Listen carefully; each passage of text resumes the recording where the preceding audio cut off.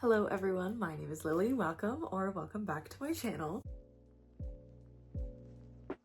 Today is November 1st, so it's reading wrap-up time. I'm gonna move. This is an odd angle, but I wanted to show off my new Stranger Things pops. I got Robin, Nancy, and Steve. I actually got more, but they're not here yet. But I finished my rewatch of Stranger Things and I was like, well, I'm re-obsessed with the show. I need to buy everything. Anyways, so yes, like I said, today is November 1st, so I'm gonna do my reading wrap up for the month of October. It was a pretty good reading month. I ended up getting a lot of books read, and 2 of them are books that I wanted to read for my 10 before the end of the year list. So that was pretty slay. Okay, without further ado, let's get into the video. So the first book I read this month was Accidentally Amy by Lynn Painter. This book is about Izzy and Blake, and basically it's like a meet cute situation. She's in a coffee shop, she's running late for her first day at her new job. She grabs a cup of coffee for Amy that's the same order as hers, turns around, runs into this guy, spills her coffee all over her and him, and then they kind of get chatting and hit it off.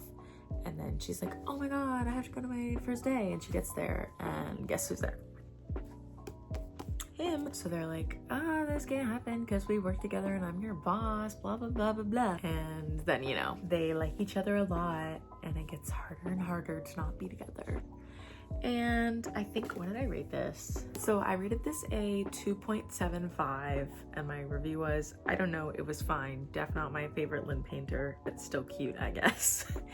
I just felt like they didn't have that much chemistry, and I also felt like it was a dumb conflict. Maybe it's because I don't work in an office, but I was like, what is this whole I'm your boss, we can't date thing? He wasn't her direct boss, her boss's boss, I guess. But yeah, I just didn't understand. Something I noticed in a lot of romance books is that the characters have one inside joke and then they keep repeating that inside joke throughout the whole thing, and that kind of annoyed me. And I don't know, it just was it was fine. Still cute, definitely not my favorite by her.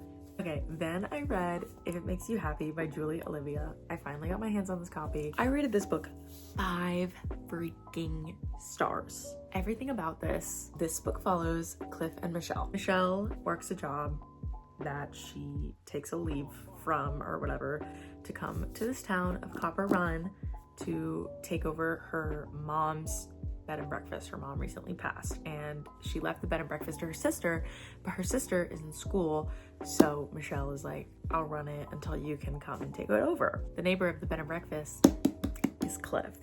Cliff is a single dad with 2 daughters, and he's so friendly. He's super friendly. Michelle's kind of not friendly. She's more closed off. She's like, I don't really know if this whole town is for me. I'm just gonna work and then leave.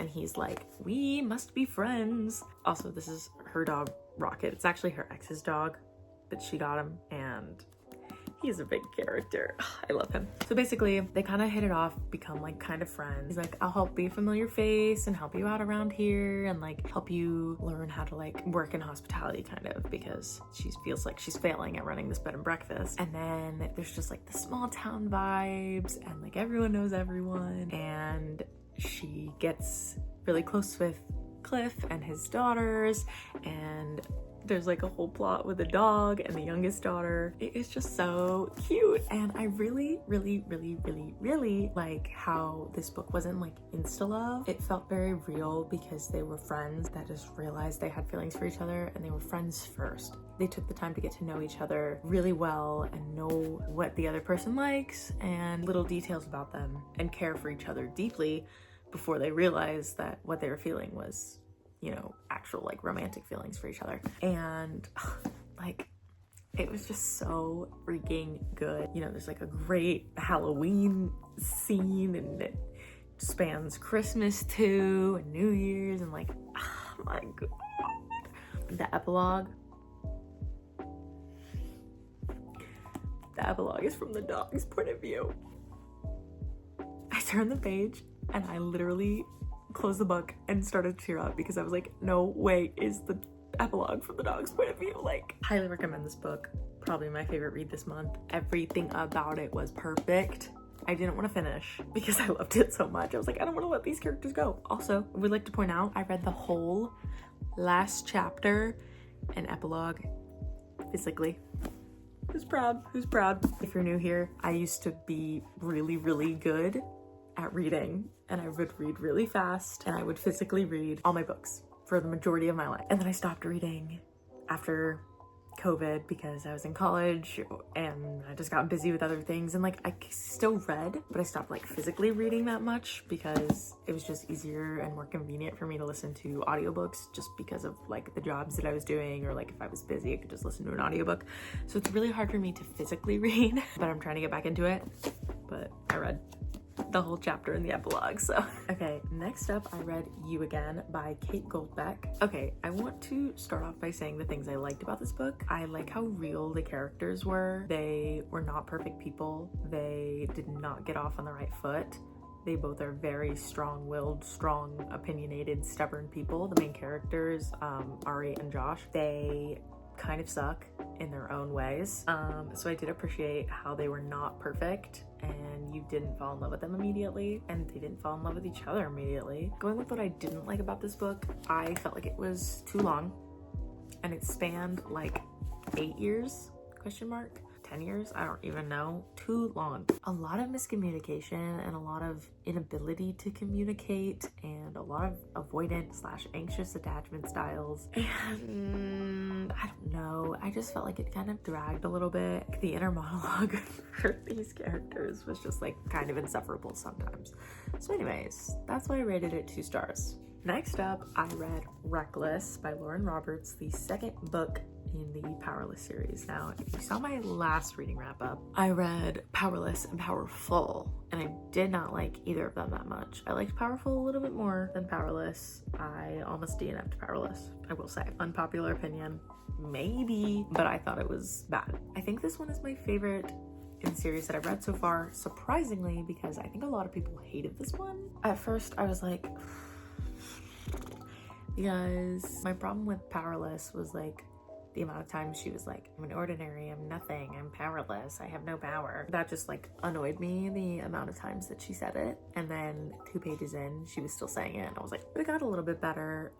This one, I can't say much because it's like a lot of spoilers from Powerless and Powerful. This one follows the aftermath of those 2. This entire book is basically Peyton and Kai chained together in the desert. That's all I'm gonna say. And there's some point of views from Kit, which was kind of nice, but also I have no idea what is going on with him. And the end was kind of insane. And I literally have no freaking idea what the next one could possibly hold, but I'm gonna read it. I rated this a 2.75. I think I rated Powerful the same, maybe a little bit lower. I was bored and I didn't care, but also I was like, what the heck is happening? And I don't know, maybe it's just because like this is the 3rd book in the series and I already kind of know these characters by now. Like I'm gonna finish the whole series, but I'm not gonna like it. Next up, I read the 5th book in the Dream Harbor series, The Gingerbread Bakery by Lori Gilmore. This book follows Annie and Mac, who have been recurring characters for the entire Dream Harbor series. The thing I like about Dream Harbor is that they are all standalones, like they're interconnected standalones, so like you don't need to read all of them, but like it makes it a lot better. This book is a past-present timeline from both Annie and Mac's perspective, so we got dual POV, dual timeline, which is kind of crazy. They dated for a month right after high school, and then something happened and now they have like beef. They're always trying to make each other jealous by bringing random dates to functions and things, but now they're both dateless for Ginny and Logan's wedding, and you know, they have to talk about their feelings sometime. And that was what this book was. I rated this 4 stars. I ate it right up. I love this series. It never fails. Even the ones that I don't like that much, they still never fail. Like, they're just so cute and fun and always guaranteed a good time. Okay. Next up, I read Party Pooper by Jeff Kinney, which is the 20th book in the Diary of a Wimpy Kid series. First of all, 20 books is crazy. Second of all, yes, it's a Diary of a Wimpy Kid book, and yes, I am 22. When I was a kid, I read all of them, and then I stopped after like the 8th or the 9th or something, and then I was like, they're still making these? I need to catch up. And so now every time a new one comes out, I read it. And so I read it, and surprisingly, this one was kind of enjoyable. It was all about Greg's birthday. I don't know how this kid gets into so much shit. Like, he is so ridiculous, and his whole family is ridiculous, and this whole town and school is ridiculous. They're just like turn your brain off fun reads, and that's what this was. And I literally was like, what am I even doing? But I still finished it. I rated it 3 stars. What can I say?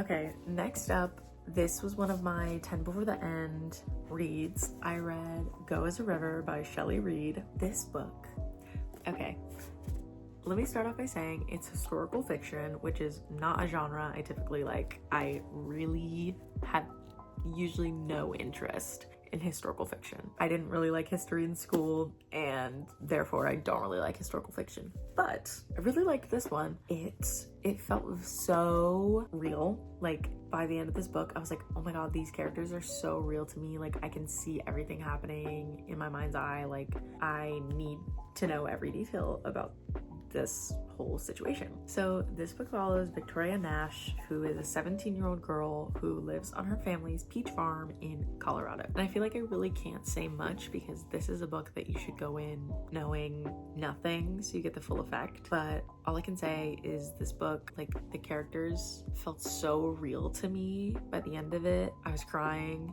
because it is just such a heartbreaking, heart-wrenching story of love and loss and resilience and being strong and overcoming adversity. And like, oh my gosh, I can't say more.